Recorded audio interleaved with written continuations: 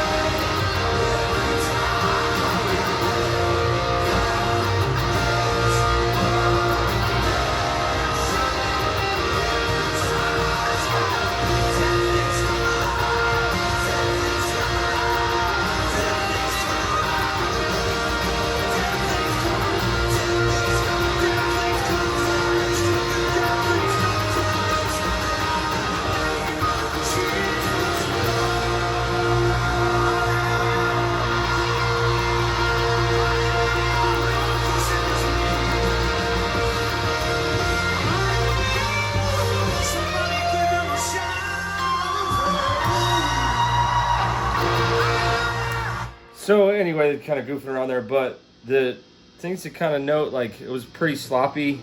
I just kind of jumped into this, but I'm on the bridge pickup and I'm playing like when I want to add like some kind of the peak of interest or the, go to 11. I'm playing these top strings. I'm fretting the whole chord, but on some of those the bassy rhythm parts where you're doing the hits, playing this big fat chords, and then when you want to add emphasis kind of at the end, or when you're ready to change or make a turn, it's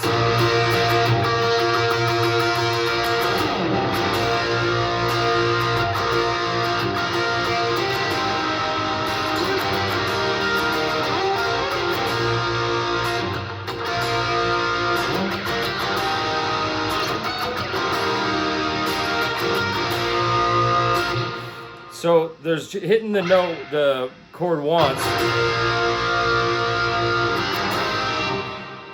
and then if you notice, I'm kind of like pulling in the next chord. So instead of just going,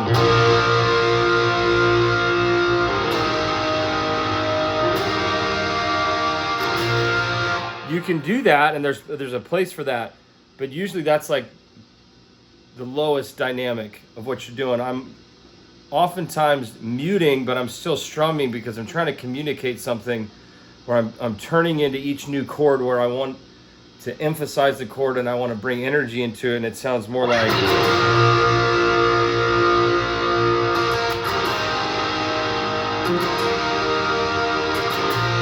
so those strums beforehand are pretty muted and you would think like they don't matter that much, but it does really add feel to it right before you hit the 1.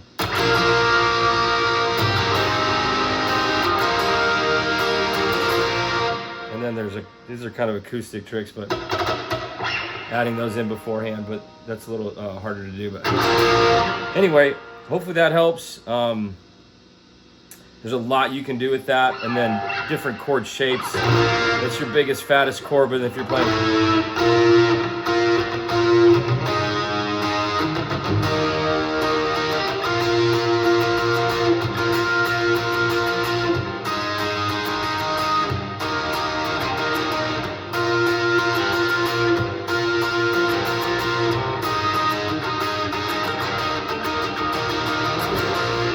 what I used to really appreciate when I was leading is when the rhythm guitar, there's a lot of tricks you can do, but it really brings things together when the rhythm guitar is doing the same emphasis as the drums and the bass.